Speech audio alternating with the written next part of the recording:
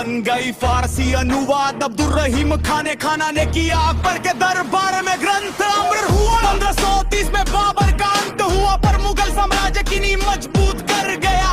1530 में हुमायूं बना बादशाह, भाइयों में बंधा था सत्ता था। 1539 में चौसा का युद्ध हुआ, हुमायूं हारा, शेर खान विजय हुआ। गलत रणनीति, भरोसा ज्यादा था गंगा किनारे, हुमायूं पराजित हुआ था। 1540 में कन्नौज का युद्ध हुआ, हुमायूं पराजित, शेर शाह विजय हुआ। इस हार के बाद हुमायूं की सत्ता गई हाथ से, मुगल शासन खत्म हुआ कुछ समय के लिए भारत से। हुमायूं को जाना पड़ा निर्वासन में, ईरान पहुंचा, 15 साल रहा निर्वासन में। फारसी संस्कृति का असर वहीं से आया, कला भाषा दरबार सब साथ लाया। 1545 में शेरशाह की मृत्यु हुई, सूरी वंश में कमजोरी शुरू हुई। 1555 में हुमायूं लौटाया हिंदुस्तान, दिल्ली और आगरा फिर हुए उसके नाम। पर किस्मत को मंजूर न था लंबा राज, 1556 में गिरा सीढ़ियों से दुख आगाज। हुमायूं की मृत्यु इस तरह हो गई, अकबर को सत्ता उसी समय मिल गई।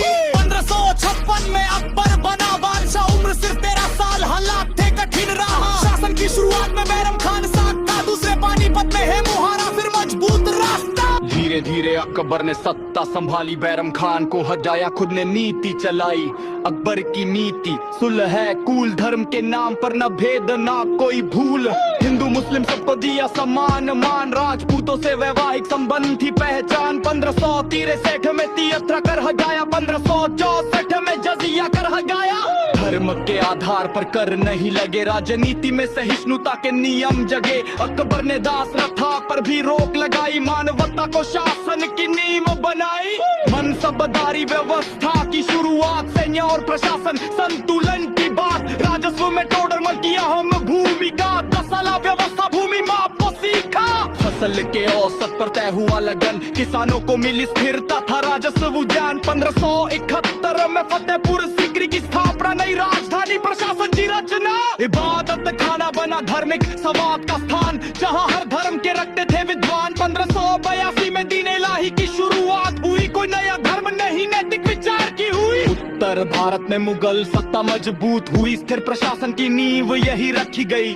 1605 में अकबर की मृत्यु हुई, मुगल साम्राज्य को स्थिर दिशा मिल गई। उत्तराधिकारी बना जहांगीर, नाम अकबर छोड़ गया संगीत शासन का काम।